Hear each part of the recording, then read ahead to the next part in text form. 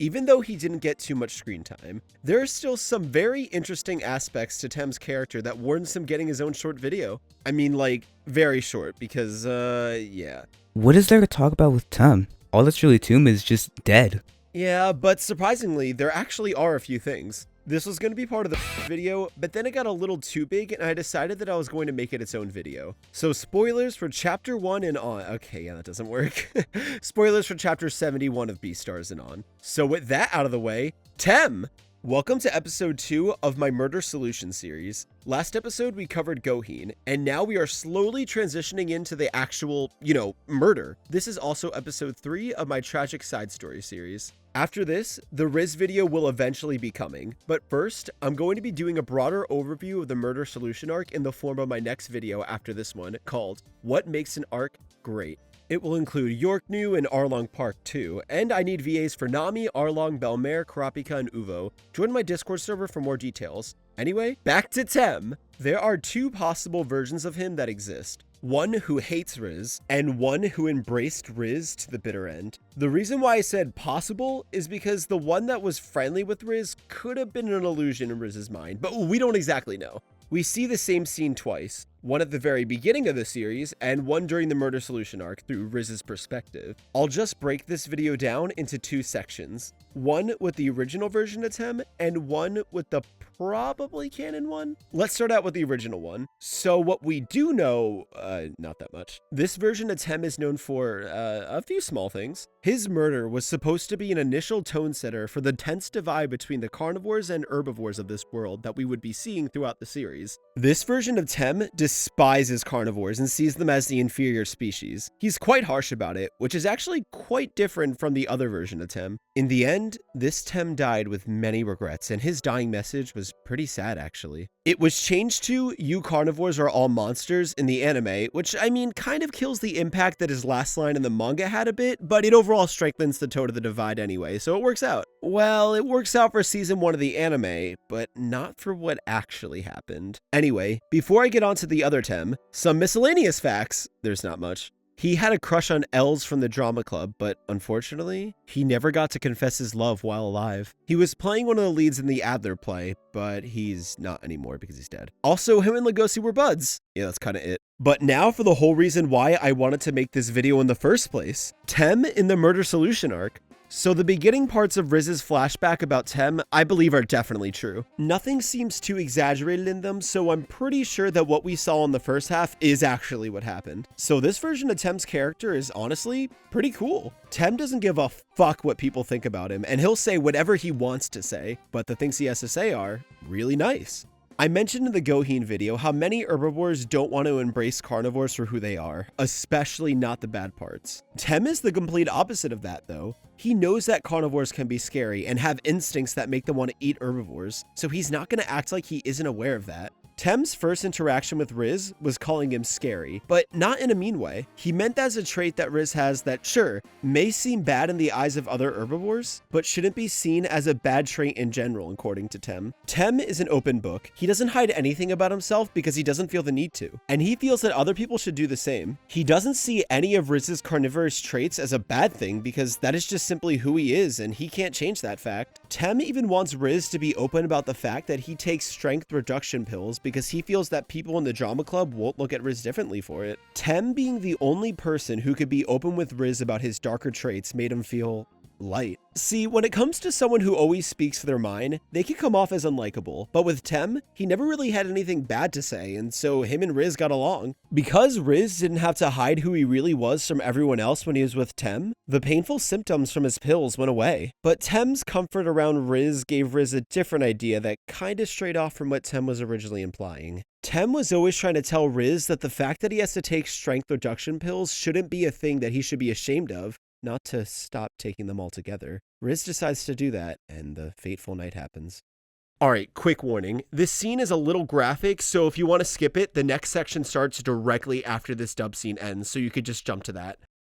You seem kind of off, Riz. Like, your body's bigger than usual. You could tell. I stopped taking my pills for the first time since I'd reached 2 meters. What? Why? You shouldn't be doing that! Oh, but I don't need it anymore. Why are you backing away from me? Ah! Tem, wait! Tem! I wanted to show you the real me. We should be capable of understanding each other. You carnivores are nothing but monsters!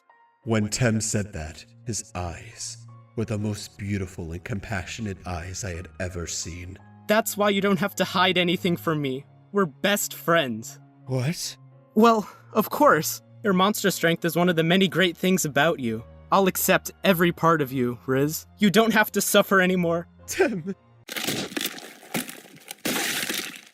Tem. Tem. Under the piece of meat was a pool of blood. Oddby were marks made from desperate resistance. I can't let the time I spent with Tem become a mere illusion. His texture, his color, his warmth, his flavor. They make up my sweet adolescence. I will always treasure them until the day I die. Now here's the part that I'm not entirely sure is real or not. Tem may be open-minded about carnivores, but he did know the dangers of Riz not taking his pills. Even though he did want to embrace Riz, Riz did just heavily injure his arm, and that was a warning sign of Riz's current state. Well, we could take this in two ways. One, through the point of view that what happened was real, and one, through the point of view that this was an exaggeration in Riz's mind. So if what happened was real, let's break down why and how. Notice how there's a sudden jump from the hallway to the lecture hall. That is most likely supposed to represent the gaps of time that we don't see in chapter 1. But speaking of chapter 1, there are a lot of contradictions between Tem's attitude and words from chapter 1 to chapter 77. That's one of the things that originally led me to questioning if this scene was real or not. But then again, you have to take into account that Paru, there, I said her name correctly, Paru isn't the best at planning ahead, and she probably didn't plan out that she wanted to change Tem's character later on. But you could definitely tell in this scene that she was trying her best not to completely retcon what happened in chapter 1 though. So if this is real,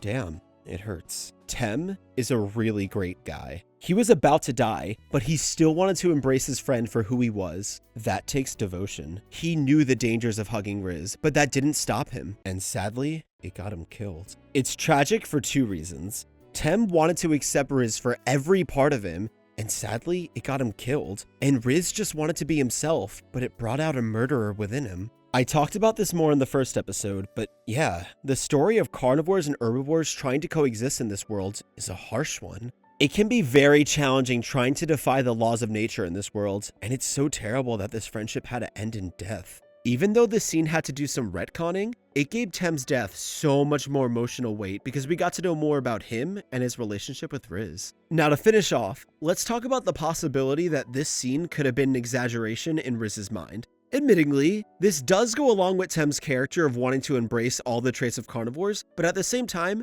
there's a certain line that kind of points to the fact that Riz could have been exaggerating this in his mind. When he tells Tem that he stopped taking his strength reduction pills, Tem says that this is a bad thing, and then Riz accidentally injures his arm, which prompts him to start running away. Tem knew and saw the dangers firsthand of being close to Riz when he was off of his pill, and actually did start running away, as I just said. In the end though, I'm not really sure what exactly happened. I'm actually leaning more towards the idea that what we saw was real, because it aligns more with Tem's character earlier in the chapter. But honestly, who knows? I want to discuss this in the comments with you guys, whether you think the extra events of this scene happened in Riz's mind or not. We all got our theories about so many different things, and I want to hear yours. One of mine is Nico D. Robin, but that's something for another video entirely, I promise. So to wrap up, Tem and Riz's story is a tragic one. They wanted to be friends and embrace every part of each other, but unfortunately, one of those traits was just too deadly and Tem died from it, leaving Riz in shambles. I made this video because I felt like chapter 77 and Tem's character don't get enough attention by the community, and that's why I wanted to shed some light on them. I can't wait to eventually make the Riz video, because the way that Riz reacted and comprehended Tem's death is, well, let's just say it's some very interesting stuff, and there's a lot to cover with it. This concludes part 2 of my Murder Solution series. See you at part 3 with the What Makes an Arc Great video. So I just wanted to say thank you so much to Roger, who has been waiting to voice Tem for almost an entire year now, and he finally did, and he was so great. Also, this was the first video where I actually tried voice acting in it. I was very nervous, but I hope you guys liked it. Also, special thanks to Joseph for directing the dub scene of this video, and Terry, who was his co-director for that. Alright, plug time!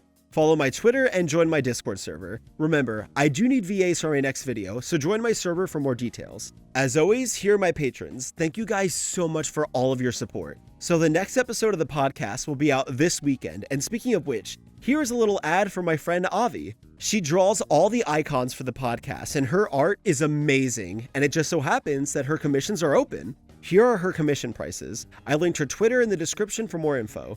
Anyway, Beast Complex the movie is coming out January 19th, 2021. Now with that all out of the way, see you at podcast episode 2 and the What Makes an Arc Great video.